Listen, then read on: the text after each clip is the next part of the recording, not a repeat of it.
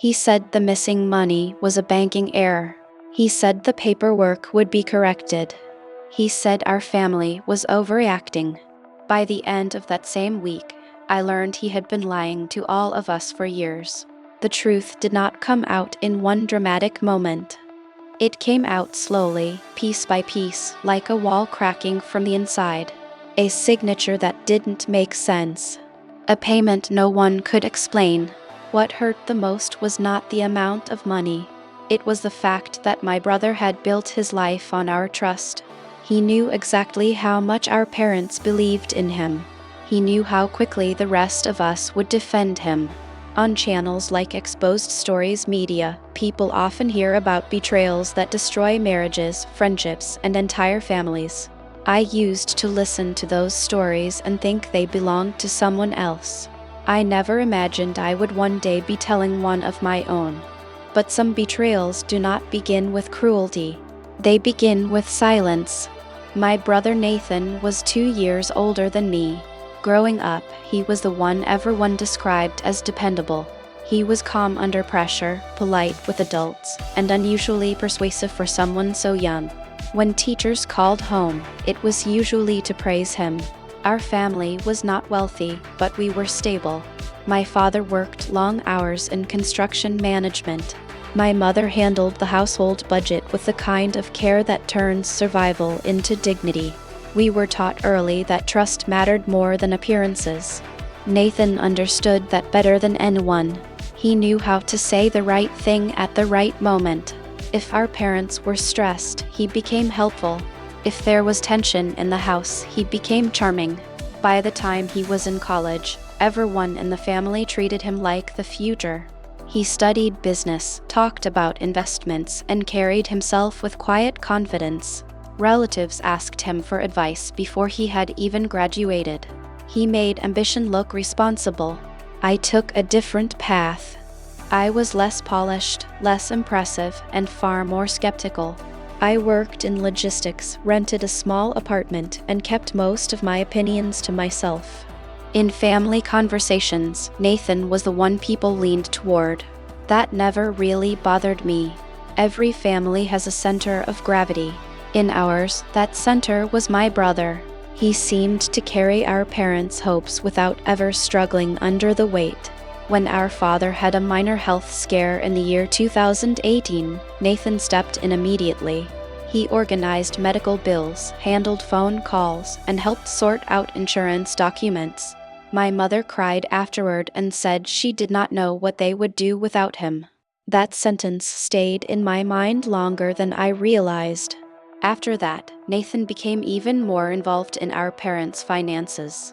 At first it seemed completely reasonable. He helped set up online banking, reviewed retirement statements, and explained things in language our parents could understand. He said he only wanted to make life easier for them. My father trusted him because he was his son. My mother trusted him because she trusted the peace he created. And I trusted him because everyone else did. That is often how betrayal begins. It borrows the shape of love. 2 years later, Nathan married a woman named Claire. She was intelligent, warm, and unusually patient. She worked in healthcare and had a way of listening that made people reveal more than they intended. At family dinners, she balanced Nathan's confidence with something gentler.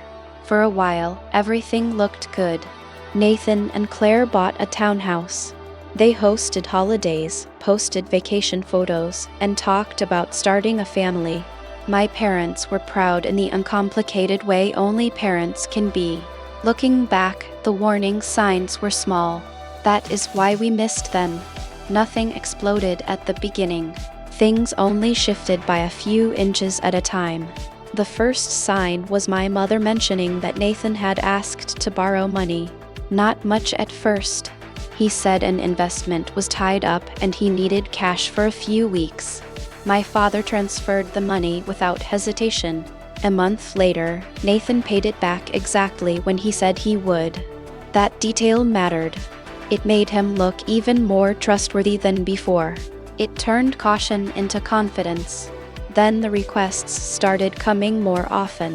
There was always a reason that sounded temporary: a delayed business payment, a short-term opportunity, a closing cost, a tax issue. Each explanation was smooth, specific, and impossible to challenge without sounding suspicious. My father treated it as practical family support. My mother treated it as helping a son who would never take advantage of them. I told myself that successful adults sometimes move money around in ways I did not fully understand. In the year 2021, my father retired earlier than expected. His health had stabilized, but he no longer wanted the stress of full-time work. The retirement fund was not enormous, yet it was enough to protect my parents if they were careful. That money mattered. Nathan was the one who helped them review the accounts. He sat with them at the dining room table and explained which funds should stay untouched. He said he would help monitor everything online so there would be no mistakes. My parents were relieved.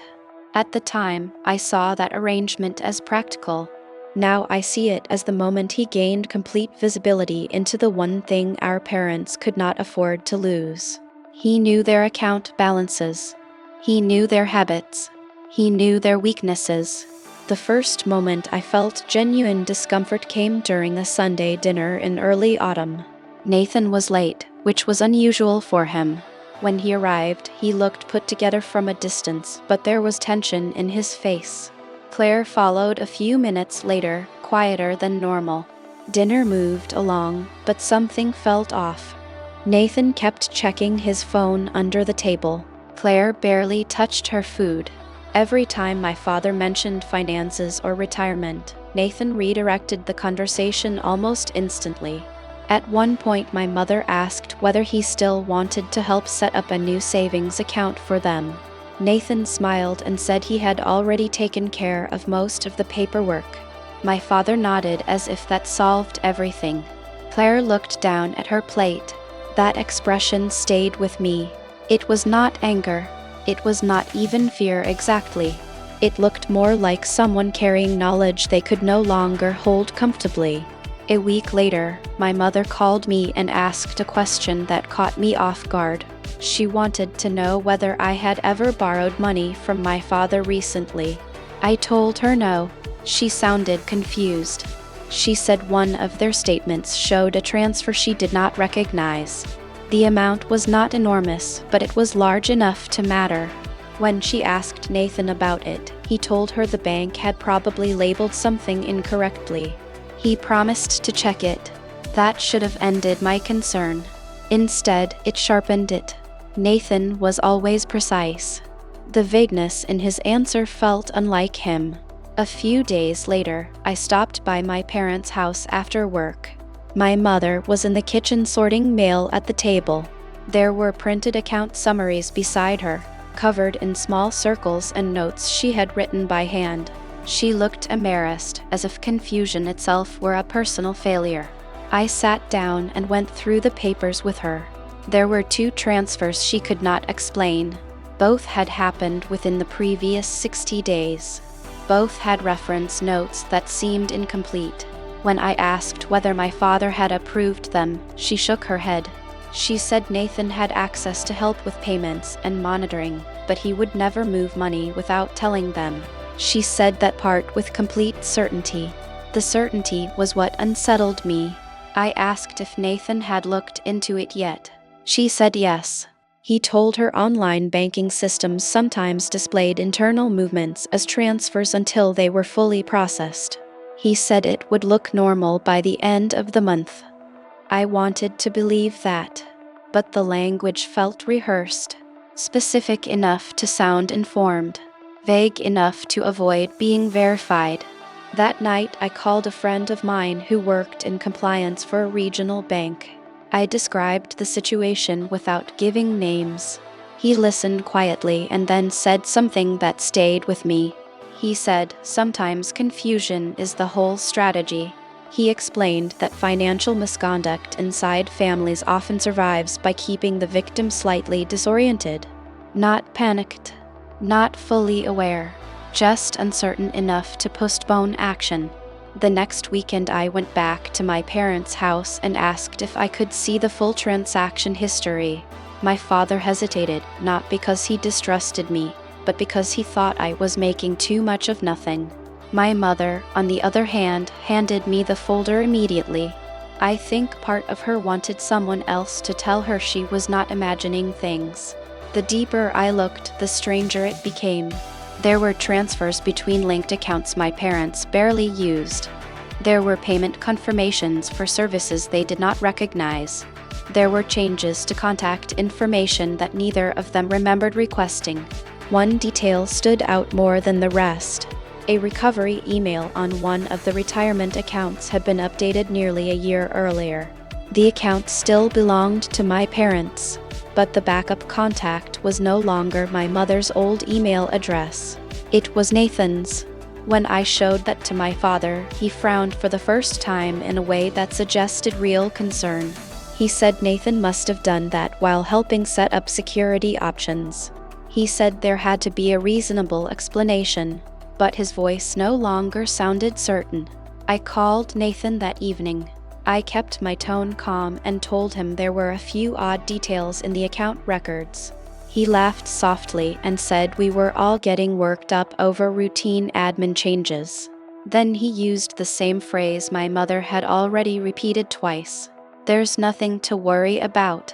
The words should have reassured me. Instead, they landed wrong. Not because of what he said, but because of how quickly he said it, as though the response had been waiting. I asked him directly why his email was attached to the retirement account. He said our mother had asked him to help because she kept forgetting passwords. That was plausible, but when I mentioned the unexplained transfers, he became mildly irritated. He said he was tired of being treated like a suspect for helping the family. He said if we wanted to handle everything ourselves, he would gladly step back. Then he ended the call before I could say anything else. That conversation did not prove anything, but it changed the emotional balance. For the first time, doubt had entered the room and refused to leave. Once that happens, every past moment gets re-examined. I spent the following week reconstructing timelines from whatever my parents had kept. Paper statements, email alerts, text messages from Nathan about temporary fixes and account cleanups. The pattern became clearer with every hour. Transfers out, partial repayments back in, new transfers larger than the old ones. It looked less like a mistake and more like someone managing suspicion. The breakthrough came from Claire. She called me on a Tuesday night after nearly 9. Her voice was controlled, but I could hear exhaustion under it. She asked if we could talk somewhere private the next morning. I said yes before she finished the sentence. We met at a coffee shop halfway between our apartments. Claire looked like someone who had not slept properly in weeks. She held her cup with both hands and stared at the table before she spoke. When she finally did, everything shifted. She told me Nathan had been in trouble for a long time, not with one failed investment, with a chain of losses he had hidden behind new risks, borrowed money, and false confidence. He had opened lines of credit, moved funds, and convinced himself he could fix it before anyone noticed. I asked whether she knew about our parents' accounts. Her eyes filled immediately. She said she had known enough to be afraid, but not enough to stop him early. Every time she pushed for the truth, Nathan gave her pieces of it and wrapped the rest in promises. Then she said the sentence that broke whatever hope I still had. He had used money from our parents more than once, not to help them, to cover his own financial holes. I asked how much. Claire shook her head. She said she did not know the final number because even she no longer had access to everything. Nathan had started deleting emails and moving documents. She handed me a printed sheet she had taken from a folder at home. It was not a confession. It was worse. It was evidence. There were account numbers, wire confirmations, and a personal loan statement in Nathan's name that had gone into default 2 months earlier. Attached to one page was a notation indicating a transfer from a custodial retirement-linked account held by my father. The date matched one of the bank errors Nathan had already dismissed. My hands went cold. Claire said she was telling me because Nathan had crossed a line she could no longer rationalize. She had married a man who made mistakes. She had not agreed to protect a man who would steal from his own parents. The distinction mattered to her. I left that meeting and drove straight to my parents' house. I did not call Nathan. I did not stop to think through the order of the conversation. Some truths are too dangerous to delay once you can finally see them. My mother was home. My father arrived 20 minutes later. I spread the documents on the dining room table where Nathan had once explained their accounts with such confidence. The symbolism of that moment was impossible to ignore. My mother kept repeating the same question. No, not asking it. Rejecting it. As if language itself could refuse reality. My father read every page in total silence. He did not interrupt. He did not swear. He did not pace. That made it worse. When he finished, he asked only one thing. Have you talked to Nathan today? I said no. My father nodded once and told me to call him. Not tomorrow. Not later. Right then. Nathan answered on the third ring. I put the phone on speaker and told him we were all at the house. There was a pause long enough to feel deliberate. Then he said he was on his way. Those 40 minutes felt longer than entire years. My mother cried in the kitchen, then wiped her face before returning to the table as if composure could undo any of it.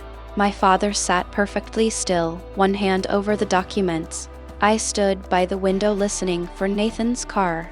When he finally arrived, he walked in with the expression of someone already preparing his defense. Not guilty, not ashamed, just managed. He looked at the papers on the table, then at Claire's copy among them. For a second, something sharp flashed across his face. Not fear, anger.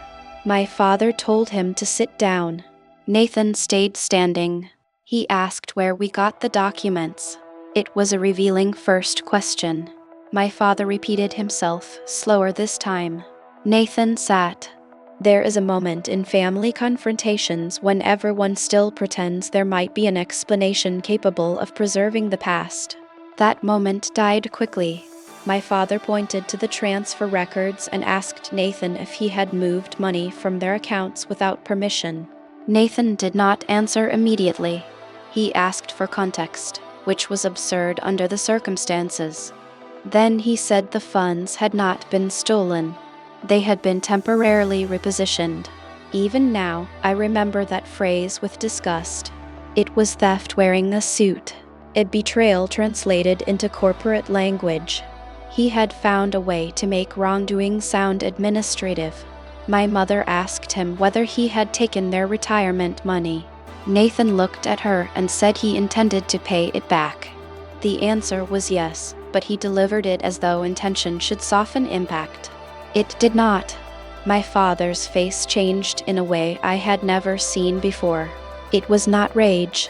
It was the collapse of respect. A person can survive anger inside a family. Losing respect is harder. Nathan tried to explain. He said the market had moved against him. He said he had one major deal that was supposed to restore everything. He said he only needed time. Then the real twist came out. The money from our parents was not the full truth. Nathan had also used our grandmother's trust distributions, funds he had been asked to help manage after her death. He had moved small portions over time, assuming no one would notice while the estate was still being processed. For a few seconds, no one in the room reacted. The scale of it was too large to absorb immediately. This was no longer a desperate mistake. It was a system. Nathan had not panicked once and crossed a line. He had crossed the same line repeatedly, in different ways, while maintaining the image of the son everyone relied on. That was the part that changed our family forever. The deception was not separate from his identity. It had become part of it. Claire arrived halfway through that confrontation. I had not known she was coming. She walked in quietly, carrying a folder thicker than the one already on the table. Nathan turned toward her with disbelief that quickly became fury. Claire put the folder down and said she was done protecting him. Inside were statements from credit cards, personal loans, and a ledger Nathan had kept for himself. He had tracked who knew what, who needed reassurance, and which accounts could still be touched without triggering immediate attention. My mother covered her face. My father did not move at all. I felt like I was looking at a stranger wearing my brother's face. Nathan tried one last angle. He said he was doing all of it to keep his life from collapsing. He said he was trying to protect his marriage, his reputation, and eventually the family from embarrassment. That was when my father finally spoke with full force. He said, "You were not protecting this family. You were using it." The sentence hit the room like something physical. Nathan's expression changed for the first time into something less controlled. Not remorse. Exposure. What followed was not dramatic in the way movies teach people to expect. No one threw anything. No one lunged across the table. The real violence was quieter. My mother asked him how long. Nathan said almost 4 years.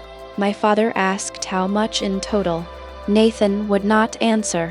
Claire answered for him. Based on the records she had gathered, it was somewhere between $400,000 and $500,000, possibly more. A silence followed that no one in our family has ever fully escaped. That night ended with practical decisions because there was nothing else left. My father revoked Nathan's access to everything. I helped my parents call the bank, freeze online permissions, and document the accounts. Claire left with a suitcase already in her car. Nathan stood in the driveway after midnight while the house lights were still on. For a second, through the window, he looked less like the architect of all of it and more like a man staring at ruins. Then I remembered whose ruins they were. The weeks that followed were brutal. Banks required reports. Lawyers asked questions in cold, precise language. Every answer dragged emotion through paperwork. Some of the money was recoverable. Some of it was gone permanently. The legal advice was clear that family relationships should not interfere with documentation. In other words, love could not be allowed to erase facts. My mother deteriorated first. She stopped sleeping well and developed the habit of checking locks and account balances late at night. She would sit at the kitchen table before sunrise, reading the same pages over and over as if repetition could make them understandable. My father became more silent than I had ever known him to be. He still handled calls and meetings, but something fundamental in him had shifted. He no longer spoke about Nathan with anger. He spoke about him like someone describing severe weather. That was one of the hardest things to witness. Parents imagine all kinds of pain, but I do not think they imagine having to protect themselves from their own child. There is a grief in that which does not fit ordinary language. Nathan tried contacting us several times during the first month. At first his messages sounded apologetic, then defensive, then strategic. He wanted a chance to explain after already explaining more than enough. My father refused to respond outside legal channels. My mother read every message and cried after each one. I blocked him for a while because every new excuse made me feel something between rage and exhaustion. Claire filed for separation. Neighbors noticed the tension long before they knew the details. Relatives began asking questions. My mother wanted to hide everything out of shame. My father said silence was what had helped Nathan for years. That argument became another fracture. Betrayal does not just break one trust. It forces everyone around it to choose how to live with the truth. Those choices can divide a family all over again. Some relatives defended Nathan in the abstract way people do when the damage is not theirs. They said stress changes people. They said financial pressure can make good men desperate. They said families should handle family matters privately. I learned to hate those phrases. They always seemed to protect the person who caused the harm and burden the people cleaning it up. Accountability sounded cruel only to those who did not have to absorb the cost. The rest of us were already paying it. At Exposed Stories Media, stories often turn on a single revelation. Real life is harsher. The revelation is only the beginning. Then come the months of consequences. My parents had to adjust their entire retirement plan. Vacations they had postponed for years disappeared completely. Medical decisions became financial calculations again. My mother sold jewelry she had kept from her own mother just to create a cushion. I helped where I could. So did an aunt who had always been closer to the practical side of love than the sentimental one. But everyone knew the same truth. No one could give my parents back the ease they had before. As for me, the betrayal rewired something deeper than trust. It altered memory. I started revisiting childhood moments with a new and uncomfortable question. How much of Nathan's goodness had been real, and how much had been performance? That question haunted me because I did not want the answer. It is one thing to admit someone you love did terrible things. It is another to wonder whether they had been rehearsing your belief in them for years. That kind of doubt does not stay contained. Months later, there was one final meeting. Not at the house. Not at a lawyer's office either. My father chose a quiet conference room at the bank because he said sentiment had already done enough damage. Nathan looked older when he walked in. Less polished. More tired. For the first time, he seemed stripped of the image he had worn for so long. He apologized. To my mother first, then my father, then me. He said he knew sorry was not enough. For once, he did not speak like a man trying to manage the room. My mother cried softly. My father listened without interrupting. When Nathan finished, my father said something I will never forget. He said forgiveness and trust were not the same thing, and one did not guarantee the other. That was the truest sentence spoken in that entire year. Families often survive by confusing those two things. We tell ourselves that if we love someone, we must restore them completely. But love without boundaries is how some betrayals become generational. My father told Nathan he hoped he would rebuild his life honestly. He said he hoped one day remorse would become character instead of language. But he also said our family would never again place its safety in his hands. The decision was final. Nathan nodded like he expected that. Then he asked my mother if she would ever speak to him normally again. She looked at him for a long time before answering. She said, "I will always be your mother, but I will never again be careless with my heart." That sentence broke something open in me. It was sad, but it was also strong. It was the first time I understood that healing is not the same as going back. Sometimes healing is learning the new shape of what remains. Today, our family still exists. That may sound simple, but it is not. We gather less often. We speak more carefully. We verify things we once would have accepted on faith. Trust in our family now is not assumed. It is observed. It is earned in small ways over time with consistency rather than charm. In a painful way, that may be the healthiest thing betrayal left behind. Nathan lives in another state now. We hear from him occasionally. His messages are straightforward, almost humble, which would once have surprised me. Change may be possible for him, but that is no longer mine to manage. Claire rebuilt her life too.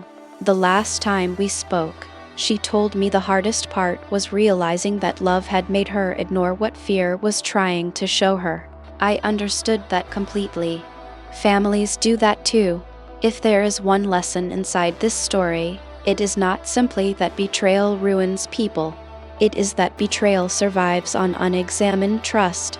The more sacred the relationship, the easier it becomes to skip the questions that might protect you. That is a painful truth, but it is still the truth. The truth about my brother's betrayal did change our family forever. Not only because of what he took, but because of what he revealed. A family can love deeply and still fail to see what is happening inside its own walls.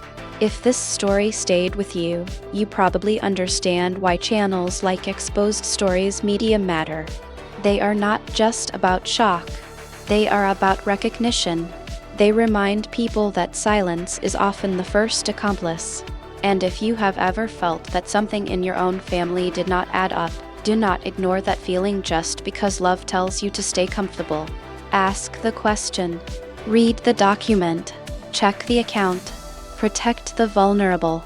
Because sometimes the person everyone trusts most is the one no one thinks to question. And sometimes one family secret, once exposed, changes everything that comes after. If this story made you reflect on trust, family, and the secrets people sometimes hide, you're not alone. Stories like this remind us how fragile relationships can be when honesty disappears. If you want to hear more real stories about hidden truths and family betrayals, make sure you subscribe to Exposed Stories Media. New stories are shared here regularly, and the next one might reveal a truth no one expected.